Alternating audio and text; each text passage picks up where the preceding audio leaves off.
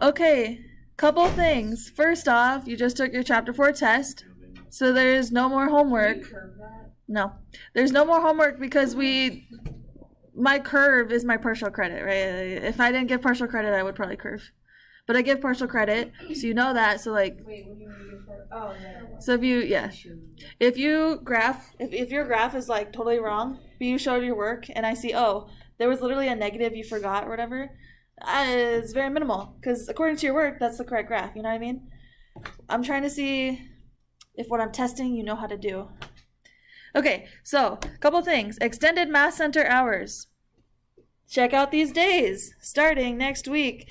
He is here longer so you can get that help you deserve. Also, I'll be a bonus if you want. We can have little, shindig during a lunch or something, Helpful hint, I'm required to be upstairs in the lobby every Wednesday during lunch for my lunch duties. So come keep me company and we can study. I have to be there, so let's make it useful, right? Okay. Alex. The Alex assignment that opened today, that's due next week, isn't an actual assignment because I can't have things due during blackout time. What it is an additional make up what Alex you missed assignment. But what if you didn't miss any?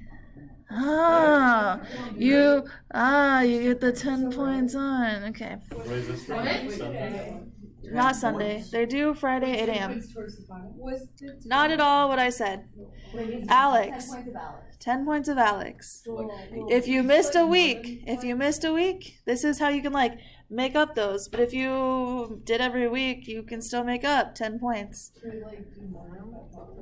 Sure, you can get more than 5 topics. You only get the 10 points. Wait, so do as many topics as you want. You only get those 10 points. I didn't miss one, and I do 10 more. So. It add on it. Yes. Huh? Yes. That opened on the 22nd. The last 2 weeks. You had 2 weeks to do the 10 topics. They were due 8 a.m. They the same. They were due this morning. No. It will go up. Did you see what my finger just did? I said it will go up. Yeah. Oh, okay, cool. If I did them at 1 a.m., is that fine? As long as we were an hour ago at 8 a.m. Yeah. So it's good. So you have till 8 a.m. next Friday. This is optional. I can't have it due, which is why it's optional. If you missed a week of Alex, here's your chance to make it up. Right? There you go. Kindness be upon you. If you want to do more math, by all means, do these 5 topics of Alex. Pick 5 topics that you need to study for your final, right? That would be the smart thing to do. No, sorry. The other class just took it yesterday. So I'm going to try to have it by Monday. You'll for sure have it. Worst case scenario, I get sick, break my leg or something this weekend, you'll have it for sure the day we're studying Chapter 4 in class. I'll have it back for you. That way you can see what you did. Okay, blackout days for Math Center. You can find me Wednesdays upstairs, here in bonus. We can have a lunch review, whatever. So, the final, let me show you a couple things. So let's go over to topics. Check out this one. It's semester 1 final review. Oh my gosh, look at all this stuff that's here. So this is the review packet. This is the thing I handed out to you. That's like what you do at home. These next 4 things are what we're going to be doing in class. This first one is what I handed out to you. And then I even gave you the answers because we're only going to do a couple of questions from each page. But I mean, there's more on each page. Also, there's problems that we didn't learn that we skipped. So those were on there. I found a PDF online and I cut paste everything together. All right, so let's do this. Our goal is, I have 36 questions highlighted. I don't think we'll do all of them, but just a couple, nice little warm up. This first one, section 1.1, draw back all the way to September. Find the value of each expression. So, what? This? You're supposed to hand it. Come on, pass it down. Sorry. Okay. That's what we're working on. So, number 1, what do we need to follow? The order of operations. Order of operations. Okay, so the first thing I must do with number 1, this should be a nice parentheses. We gotta do parentheses first. So 3 times, what is 4 minus 7? -3. -3. Okay, and then we can multiply these together. So I have negative 9 minus 11. Okay, that should be a little getting the cobwebs out. Now we're going to do a little bit of a harder one. So let's work on number 5. Secretly, we've been using order of operations this whole time. So number 5 is a little harder. So please excuse my dear Aunt Sally. So I need to do parentheses first. All right, so I have 20 divided by 2 plus, and then I need to do my exponent. 25 times 3. Okay. So now, please excuse my dear, right? So any division and multiplication I do, I have to go left to right. So first is the 20 divided by 2, so that's 10, plus, and then I have to do this multiplication. If you have 3/4, how much money do you have? 75. 75. See, you didn't need a calculator. That's wonderful. 10 plus 75, 85. All right, because please excuse my dear Aunt Sally. Additions at the bottom. This is going to be on the final? It's comprehensive. Everything you've learned this semester is on the final. I may give you a problem like this. I may give you 5. I may give you none. Cool. It'll roughly be about like 1/4 of the test will be about chapter 1. Roughly 1/4 of the test is going to be each chapter. Chapter 3 is a little bit less. Chapter 4 is a little bit more. If you think about how much time we spent on each chapter. Okay, how do we feel about order of operations? Yeah? Okay. So I highlighted number 9. I think we're good. Let's try 13. Evaluate the expression. This is just plugging in and then doing order of operations. So a b squared minus d. Okay. So this is going to be a times b squared. So 3/4 is a times b squared. So this is negative 8 squared minus d, which is 3. So I'm just plugging in all my numbers. Sorry there's not much space. You might want to have it on another piece of paper to do these problems. Yeah. Okay, so the first thing I have to do is exponents. All right, I have to do negative 8 times negative 8. So 3/4 times 64 minus 3. Please excuse my dear Aunt Sally. Is that what you learned? Please excuse my dear Aunt Sally? Okay. P parentheses none, right? We got rid of those. E exponents done. Anything that's being multiplied or divided? Yes. So if I take 64 and 4, those simplify. Or if you do 3/4 times 64, you're going to get 48. If you put this in your calculator, you get 48. This part right here, if you do 3 divided by 4 times 64. Divide 64 by 4, 16 times 3, 48. 48 minus 3 is 45. So there are problems like this on the semester review I gave you. This just goes in way more depth, right? We're doing much more problems associated. Section 1, 2, 3. All right, so here you're just plugging in, just once again, order of operations. Do you guys want to try one more or go on? Go on? Okay. Wait, is that what you said? Okay. Perfect. Okay, we can do one more. One more and then we'll move on. How about, do I want to do 17? Let's see. B, D. Yeah, let's do 17. Okay. B minus D times E multiplied by E squared. Ooh, that's a lot of stuff to plug in. So I have B, negative 8, minus D, which is 3, times E, which is 1/3.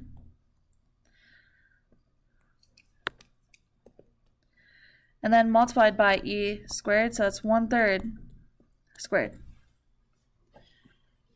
3 and 1/3 are what? There's a specific name for them. Multiplicative inverse, yeah. So if you take 3, multiply by 1/3, what do you get? 1. 1. You get 1. Okay. So this turns into 1. Oh my gosh, if only I could write. What is negative 8 minus 1? Negative 9. Wonderful. So we simplified that part. Multiplied by, And if I distribute the squared, 1 squared is 1, 3 squared is 9. Ooh, we have negative 9 times the ninth. What about the negative? Negative 1, yeah, exactly. So it's negative 1. Awesome. Okay. Are there answers online? For this, yeah. So right here, this is the packet I gave you, and then these are the answers. It prints out like this.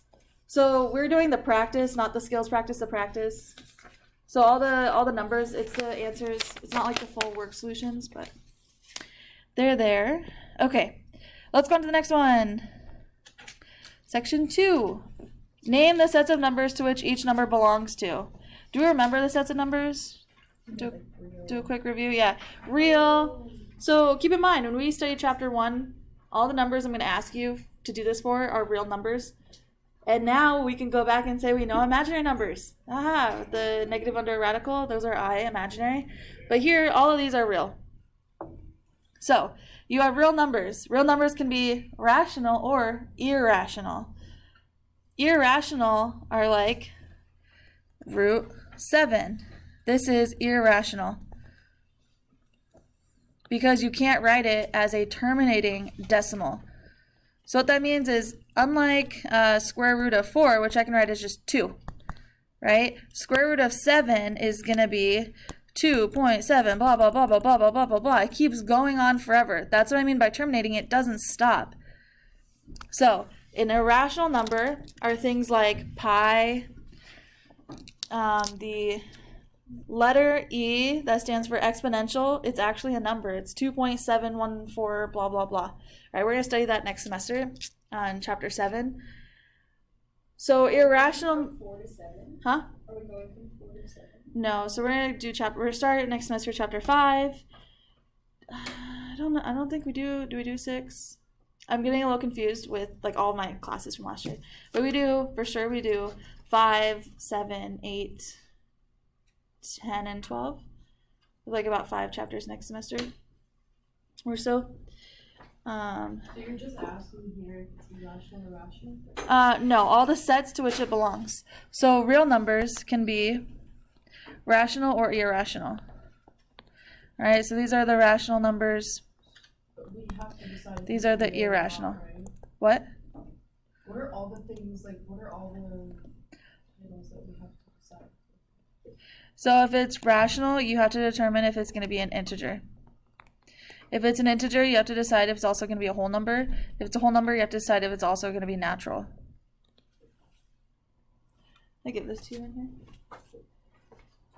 So it could be a Yeah, so number. this is like number 3 on the first page of the review. So, okay, so we determine it's a real number. Is it rational or irrational? Well, number 2 we said was irrational, so that's it. We end. Versus number 1. Number 1 is a real number. Oh my god, what the heck? There's the line I drew. Okay, so we determined this is a real number.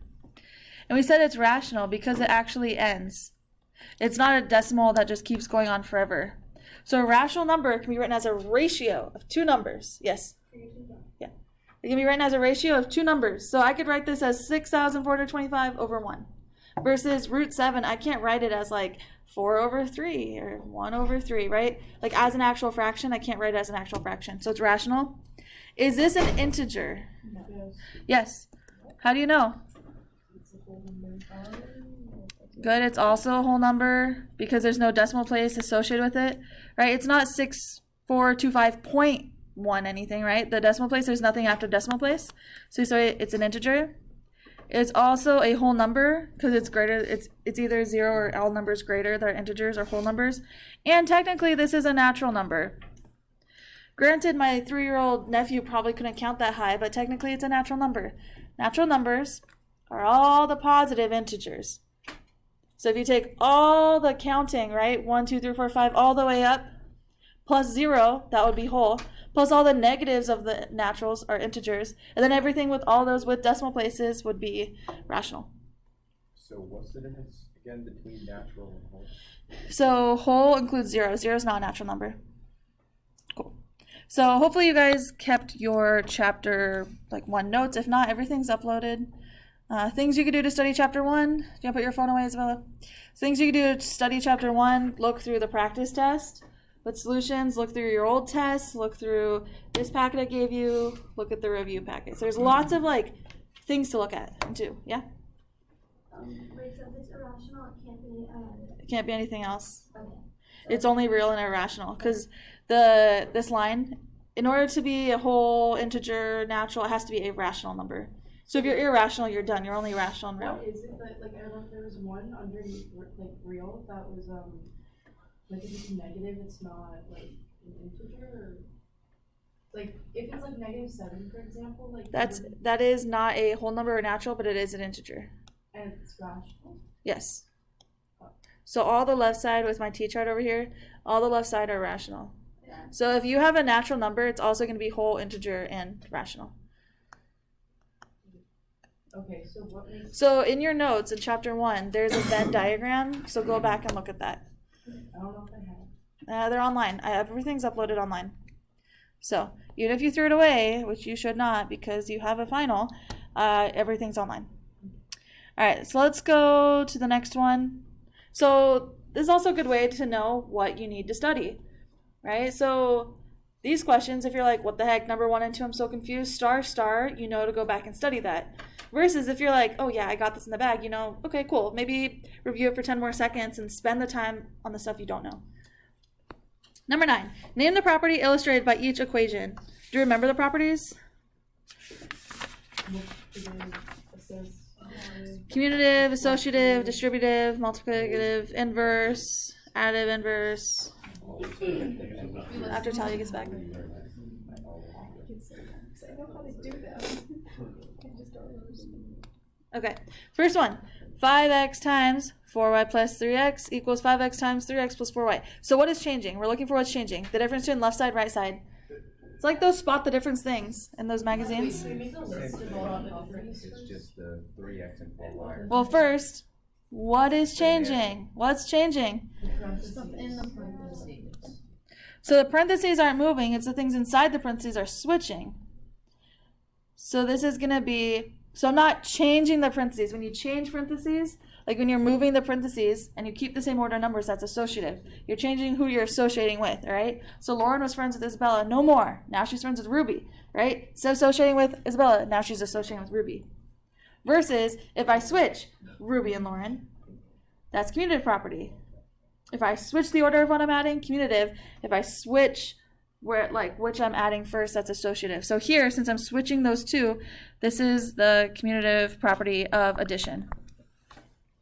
Oh, but there could also be like a commutative property of multiplication. Yes, number 14 is commutative property of multiplication because you're changing the order of what you're multiplying. You're multiplying the 3 and 2 together and then the x and y.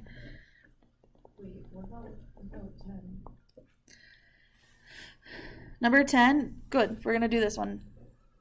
So, look at number 10 and look at what is changing. Are we changing the order of the numbers? No. What we're changing is where the parentheses are, right? The location of the parentheses. So we're changing who we associate, right? Are we doing these two first? No, we are moving the parentheses and doing 2 others first. So that's associative property of addition. So this is going to be, I mean, there'll be like maybe 1 or 2 questions at most about this.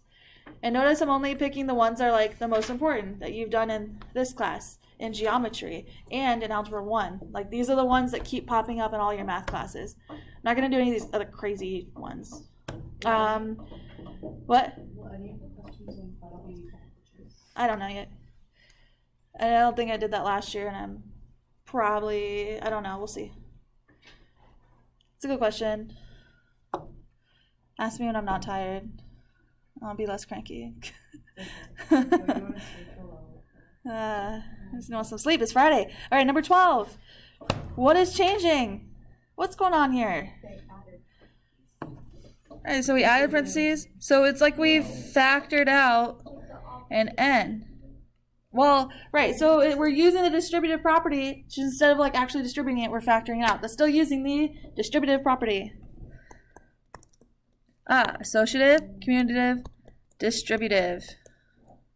Is that like the distributive property of an addition, or is it just distributive? It's just distributing. Distributive property, you're multiplying the thing out. Okay, and last thing, number 16, we already went over this. 1/4 times 4y. Okay, 1/4 and 4r. Multiplicative inverse. Yeah, look right here, multiplicative inverse. I can't write. Multiplicative inverse. Wonderful, multiplicative inverse. Let's do 21. Name the additive inverse and multiplicative inverse. So, what could I add to negative 11 over 16 to make it equal 0? Jesse, do you know? 11 over 16. Jesse, do you know? Like 7. Huh? I didn't hear you. I literally 21. The next one I highlighted. What should I be doing here? So I'm naming the additive inverse. What's the additive inverse of negative 11 over 16? 6. Negative 6. Nope. Isabella did say it out loud, so, and I need, like, you gotta put your phone away. Is this twice I've had to remind you? Wow, okay. I didn't say throw it and break it, okay. It won't break. Whew. So, what can I add to negative 11 over 16 to cancel it out? Exactly. This is the additive inverse. If I want the multiplicative inverse, aka what do I multiply so I can get it to 16. cancel? That's what he was saying. So multiply by negative 16 over 11. It's what you multiply by to get to an answer of 1. So this is the multiplicative inverse. All right, let's try number 23. I want you to try it yourself first. Simplify this expression. How do you simplify it? Combine like terms. Wonderful. I'm going to pick one lucky winner to describe how I can combine the like terms. Wait, Woo! negative inverse Yeah. times negative 16 over 11? Yeah, because when you multiply by the multiplicative inverse, you should get 1. So by multiplying by a negative, the negatives cancel out. 11 over 16 times 16 over 11 is 1. All right. Dylan Benson. How do I simplify this one? Remember 23? Yep.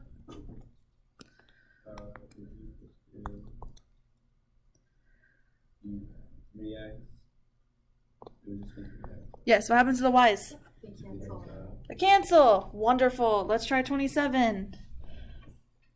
So, although I'm not assigning you homework, I'm expecting like every minute in class, I'll just go through these problems. Amazing. Use this time. Study. Number 27. I need to distribute. Yes, distribute. Wonderful. So you guys are getting it. Let's distribute out.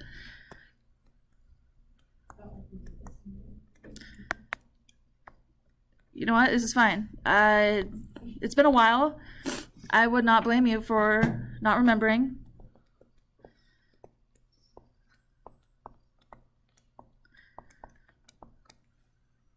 Okay, so after I distribute, then we must combine like terms.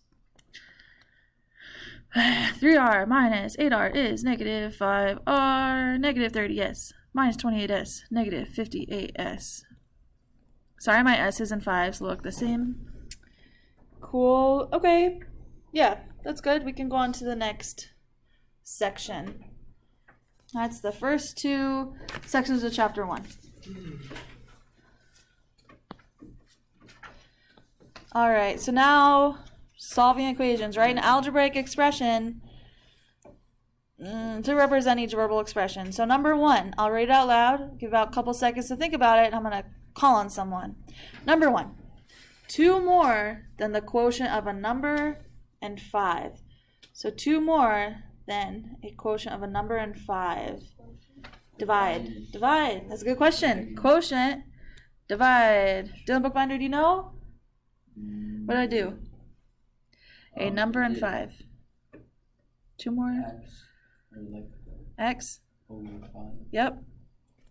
and then 2 more is plus 2. beautiful. Beautiful. Plus 2. Wonderful. How do you know it's x over 5 and not 5 over x? Quotient of, so the thing that's first is what's on top, and the second thing listed is what's on bottom. Perfect. All right, number 4. 1 less than twice the number of a square. Sorry, do you want me to go back? No. Okay. 1 less than twice the square of a number. So it's a little harder. So square of a number means I'll have something like x squared. Twice the square means I'll have 2 times x squared. And 1 less than this means I'm going to be subtracting 1. You don't have to necessarily use x. You could use any variable you want. You could have 2y squared minus 1, 2t squared minus 1, 2b squared minus 1, right? It doesn't matter the variable. I didn't specify the variable. But twice the square minus 1, right? Because 1 less than it, you're subtracting 1. Okay, what else did I highlight here? Number 13. Try out number 13. Yes. I'll leave this up for a moment. Try out number 13. You're just solving.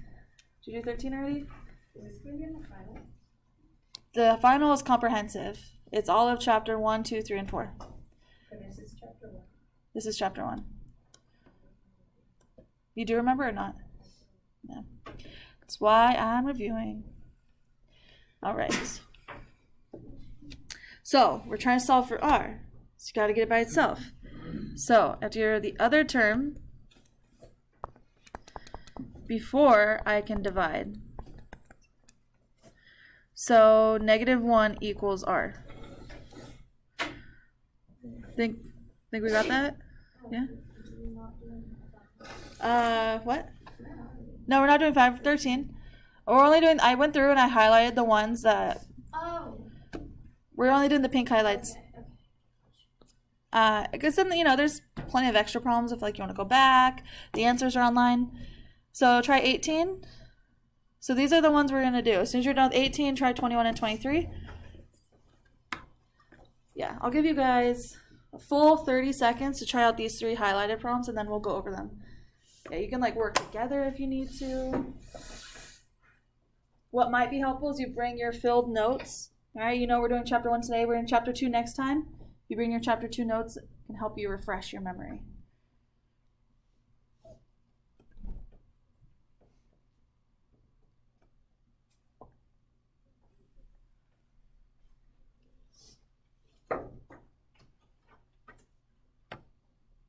And everyone got these, right? One of each? Good, okay.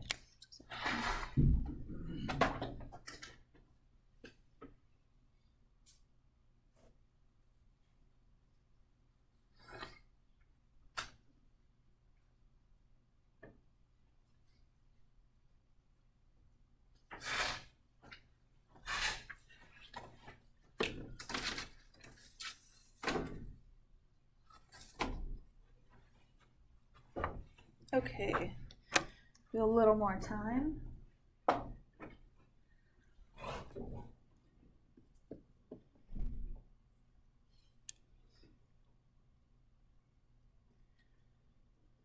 You're done with all 3?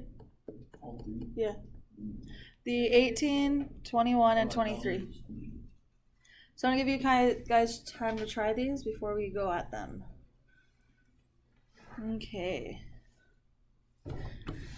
Another 10 seconds or so.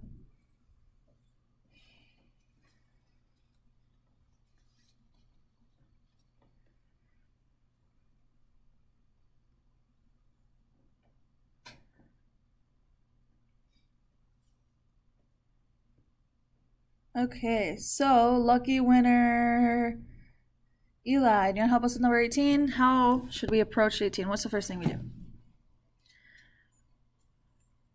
Think would be add 9x on both sides. Cool, because what are you trying to do?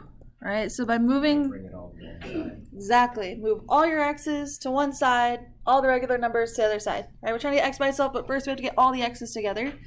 All right, so I have 15x, ooh, I can't write, minus 5 equals 7. And then we can add 5 to both sides. So I have 15x equals 12. X equals 12 over 15. So x equals 12 over 15. And you can simplify this. They both are divisible by 3. So that's just 4 over 5. Awesome. Do we have any questions over this one? So there's a bunch of examples in our notes. There's more examples here. So notice that the fraction only really came in at the end. That's fine. We can deal with that. All right, we can deal with that. All right, so 21. Zoom out a little bit. Put this up there. Okay. Solve each equation for the formula or formula for the specified variable.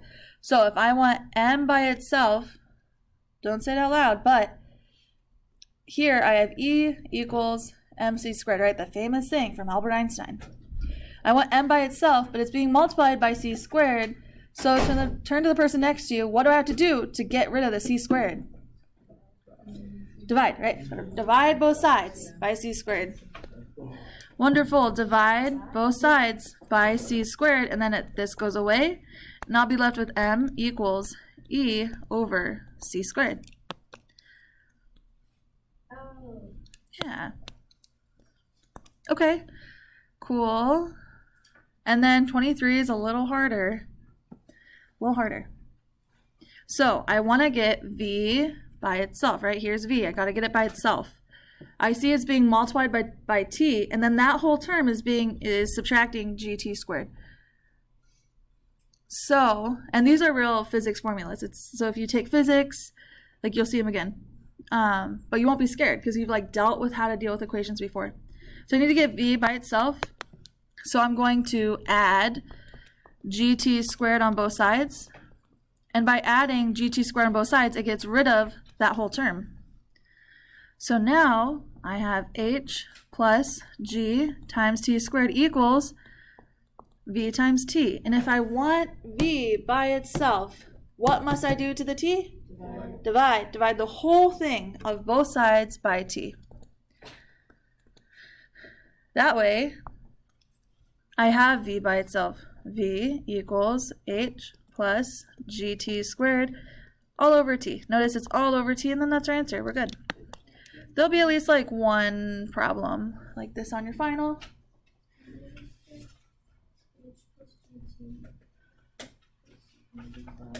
Well, unfortunately, because it's h plus gt squared, right? It's almost like there's parentheses around it. Yeah. So just to make sure, since Ashton's not here, I want to make sure the screencast knows it. I can't just cross it out. That's not acceptable. And the reason I can't do that is because there's this parentheses around the top part because I'm adding them together. I have a binomial. I'm adding them. So before I can divide, I have to deal with the parentheses, right? Order of operations. Cool. So that's the main ones I want to cover for 1.3. How are we feeling so far? Is this going a little too fast? We're okay? Okay. So we're going to try, let's do 3 and 7. 3 and 7. 3 and 7. I'll give you about 15 seconds. Try plugging in and solving these.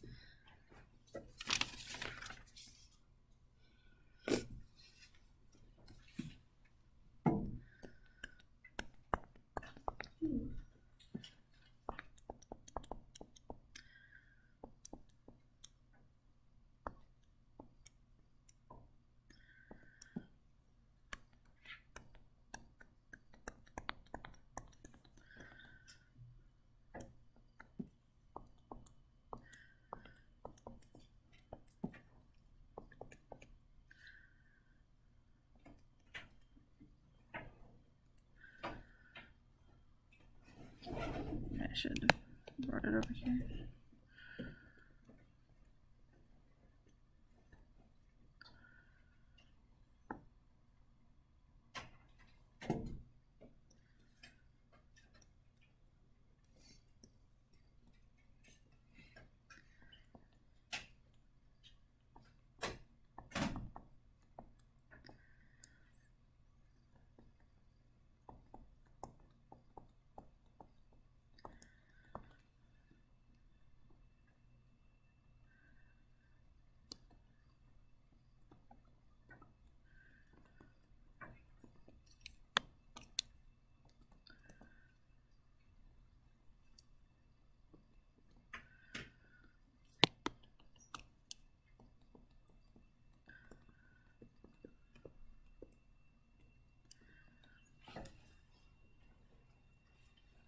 Okay.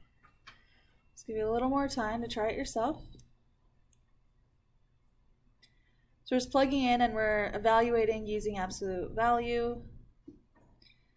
And then below, we're going to remember how to solve absolute values. There will be at least one, if not two questions on absolute value. All right. If you look at your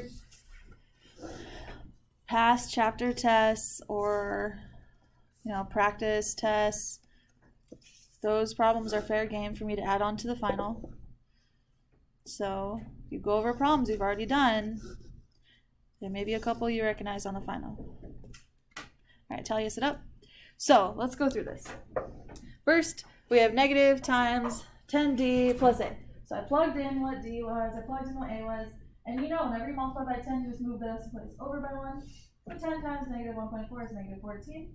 Negative 14 minus 1 is just negative 15. The absolute value makes this a positive 15, but the negative in front, we have to remultiply by negative 1. So that's how we get negative 15. Okay. Questions? Cool. Okay. And then the next one, just you plugged in, right? Negative 5 times negative 1 is negative 5. Minus 7 is negative 12. I plug in 5 for C. 3 times 5 is 15. 15 minus 4 is 11. And if you take absolute value of each, they turn positive. 12 plus 11 is 23. Okay, what is the important thing we want to remember when we are solving absolute value equations? How many solutions do we check for? 2. You always check for 2 solutions. So we're going to do 15 and 19. So I must check for 2 solutions. So this means when I take this one, I'll have 2y minus 3 equals 29, and I'll have 2y minus 3 equals negative 29. You always check for the positive and the negative. Add 3 to both sides. 2y equals 32. Divide by 2, we see y equals 16. That is one of my solutions. Let's see, 2y, add 3 on the other side.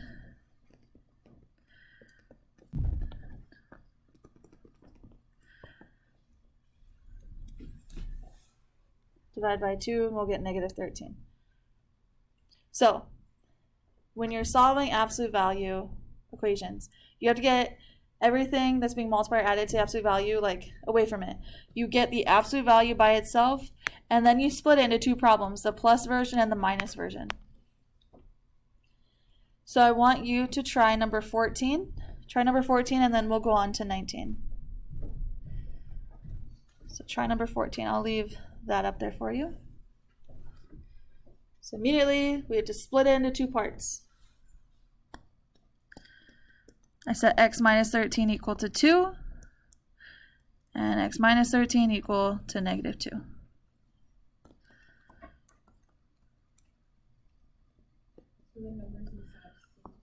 Yeah, these, whatever's inside the absolute value, stay the same. We change the number that's on the right side.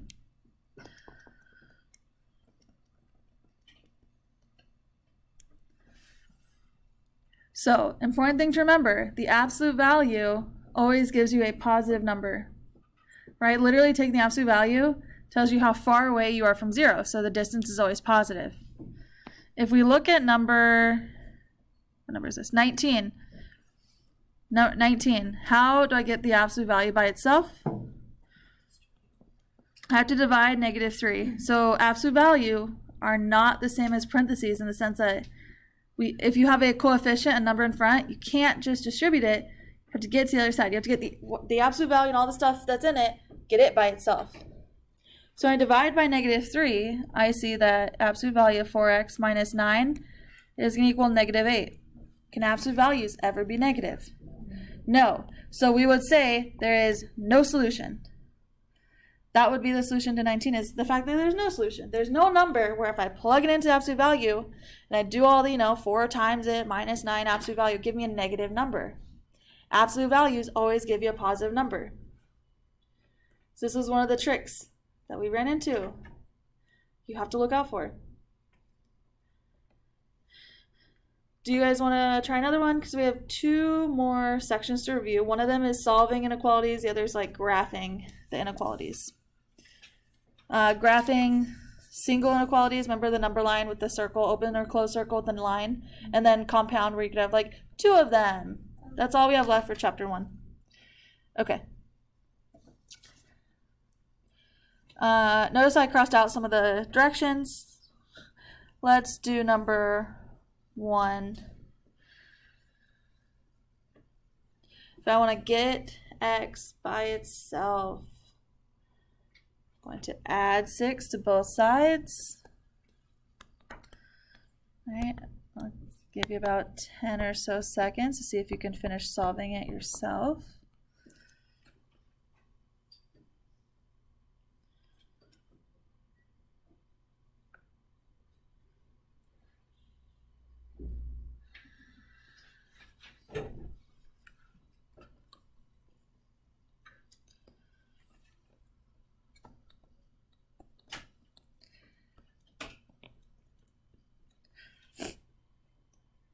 What is the rule when we are switching? So when do I switch my inequality? When do I switch them? Divide by negative. Divide or multiply by negative.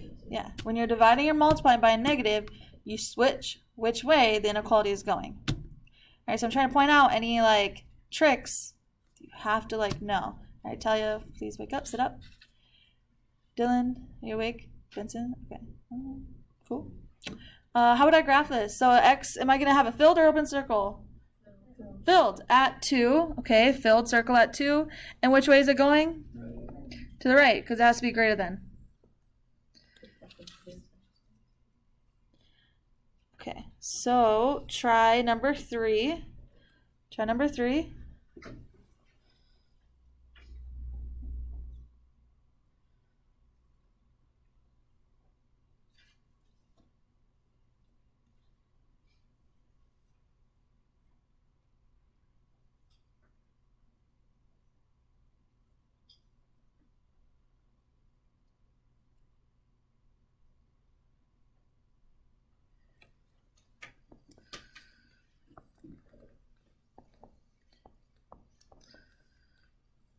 Uh-oh, I'm dividing by -8, so I switch it. So, and -2, close circle, and then it's been going to left. Cool. So this page, 1.5, is single inequalities, just like this. All right, if it was only a less than or a greater than, you'd have an open circle instead. The next page is compound, which means you have either an and, so it's a segment, or an or, so they're going opposite ways. So we can do a question or 2 from that page.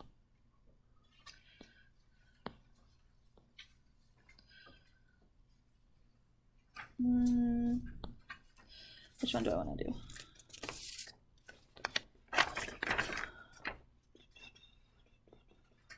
Let's do 5 and 7. Yes, on 1.6, 5 and 7. So these are compound inequalities. Compound. So once again, we want to get y by itself.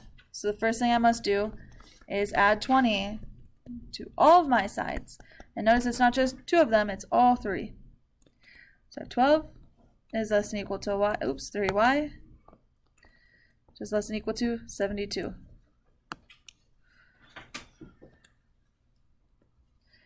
Now I can divide every single number by 3. Oops, sorry. Yeah. Thank you. 4 less than or equal to y, less than 24.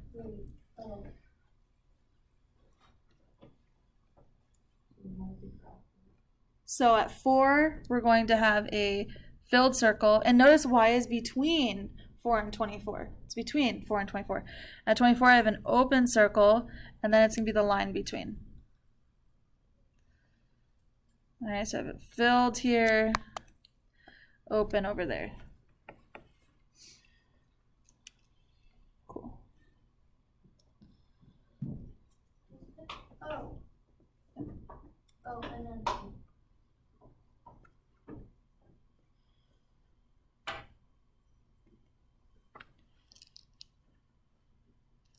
Because you have 4 is less than equal to y, so you have it going this way.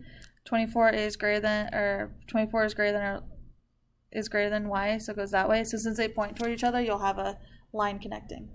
Versus an or, the arrows point the opposite ways.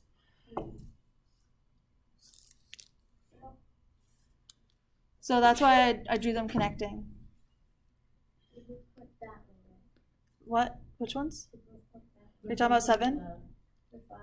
No, they both are. So your variable has to be on the left side. Shit, I forgot. Oh. And y is less than 24. So it tells you which way they're pointing. That way from 24, that way from 4.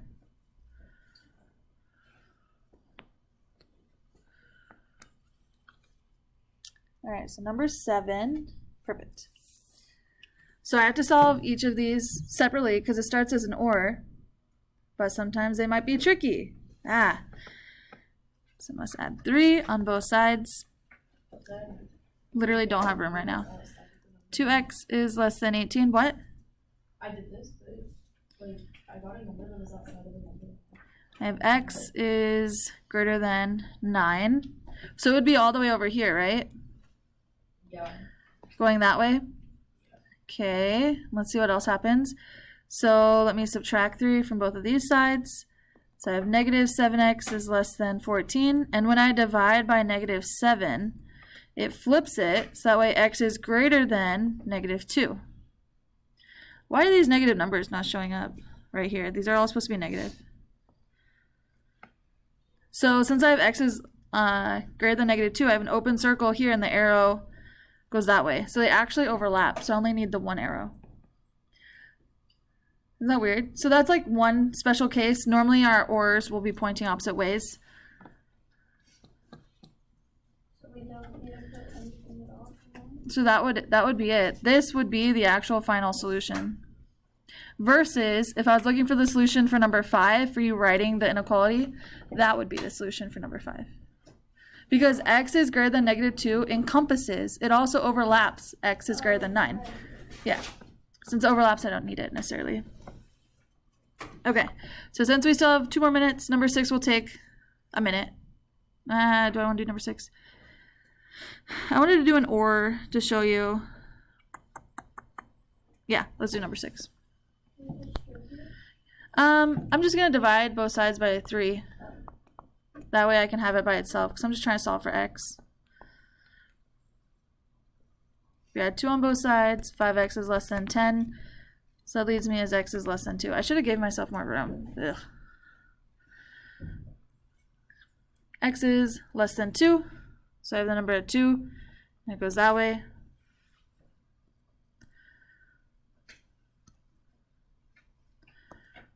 This other one, I need all my x's on one side. I need all my numbers on the other side. So I have x's greater than 8. So that would be here and pointing opposite way. Okay, so look at your past tests for chapter 1. Look at the practice test for chapter 1. You have this. Answers are online. You could look at your study packet. Lots of resources for you to go through. Have a good weekend. Shabbat shalom.